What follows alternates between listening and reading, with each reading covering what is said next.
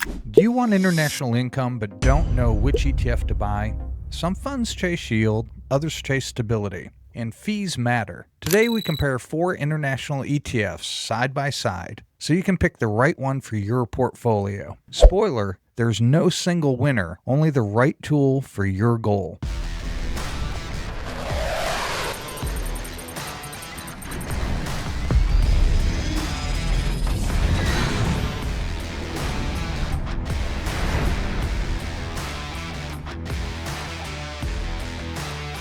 Welcome back to Simply Money. Here's a quick roadmap. We'll cover region mix, payout frequency, expense ratio, approximate yield, dividend growth and stability, recent 1-year and 5-year returns, and the best use for each ETF. Yield gets clicks, but expense ratios, dividend stability, and regional exposure change outcomes over years. High yield isn't always high quality. Low fees aren't always the safest bet. Context matters. Let's go ETF by ETF. First, we have VYMI, Vanguard International High Dividend Yield. VYMI targets high dividend payers outside the U.S. Think Europe and emerging markets. It pays quarterly and has a moderate high yield, roughly in the 4 to 5% range, depending on market moves. Vanguard's fund page shows a low to mid fee, approximately 0.17% as of recent filings. This is good for investors wanting a balanced blend of international dividend yield and the Vanguard indexing approach.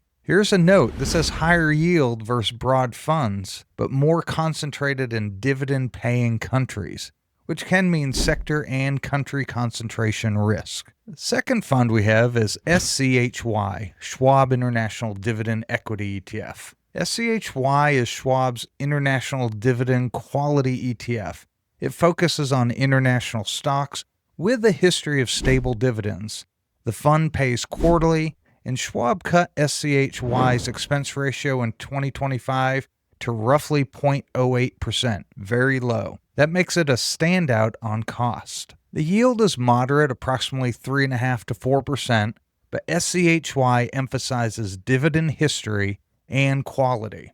So dividend stability tends to be stronger than high yield screens. This is good for investors who want foreign dividend exposure with low fees and a quality filter. The third fund we have is IDV, which is the iShares International Select Dividend ETF. IDV is the high-income player here. It's yield heavy and often advertises yields in the 7 to 8% neighborhood depending on market conditions. It pays monthly as well, which is great if you want income cadence. The trade-off, it charges more, around 0.5% expense ratio, and it can be less focused on dividend growth stability. This is good for investors who prioritize immediate, higher cash yield and monthly distributions. Think income seekers here. This higher yield often means lower dividend growth and more payout volatility, and higher fees eat returns over long periods. That brings us to our fourth fund, VXUS, the Vanguard Total International Stock ETF. VXUS is not a dividend ETF per se.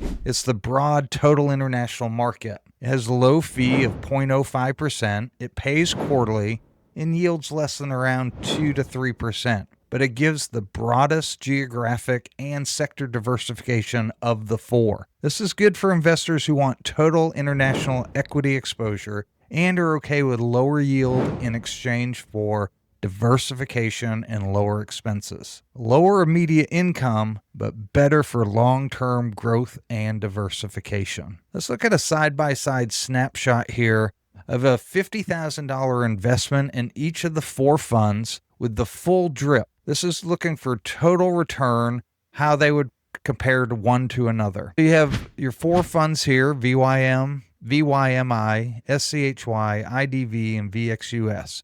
Here's your current yield.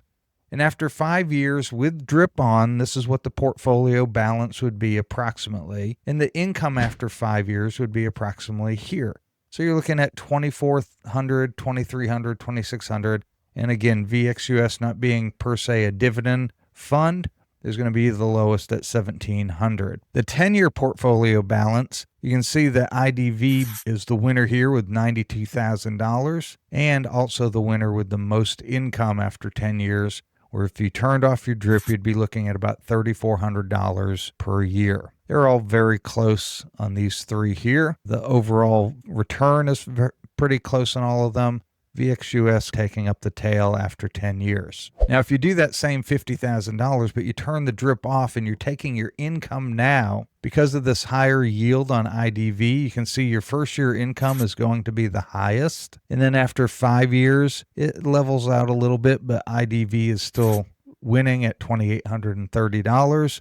And after 10 years, $3,450. The difference here, you can see that the balance is basically flat on these. It could fluctuate, obviously, year from year, but on average, after 5 years and 10 years, they're flat, where VXUS is growing your fund as well as paying out the dividend because it's not paying out so much. It continues to grow that fund for you. Some quick takeaways from these. If you want highest current cash yield, IDV is monthly and often leads, but watch fees and stability on this one. If you want low fees and quality dividends, SCHY might be the way you want to go. It's compelling after the fee cut and very low fees there. And if you're looking for balanced international dividend indexing, VYMI fits that slot. And finally, if you want the broadest international exposure, VXUS with the low fee and low yield, but it has the broadest exposure. Here's the decision framework I would use. One is, do you need income today? If so, pick higher yield funds, IDV or VYMI. Expect higher volatility and check those fees. Do I need steady dividend growth and low fees? Maybe you want to go with SCHY.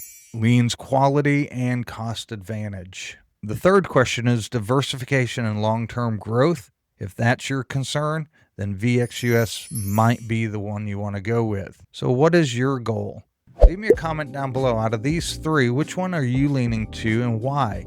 Does it meet one of these three questions? Or is there another reason that you're leaning toward one of those funds? And don't forget the risk. Different dividend tax treatments, withholding on foreign dividends, and sector concentration. Monthly payouts sound nice, but they can be less sustainable. Higher fees like IDVs reduce compounding over decades. There's other factors you want to consider, and why are you wanting to add this to your portfolio? My simple rule is match the ETF to the job. Need income now? Do you favor yield but cap position sizes? Want lower long-term friction? Favor lower fees and quality? You want global equity growth? All these questions should determine what fund you would go with. Which of these fits your goal? Income now, balance, or diversification? Comment down below. Let's get the community communicating on what it is that they're doing and share with one another. I appreciate you joining me, and we'll see you next time on Simply Money.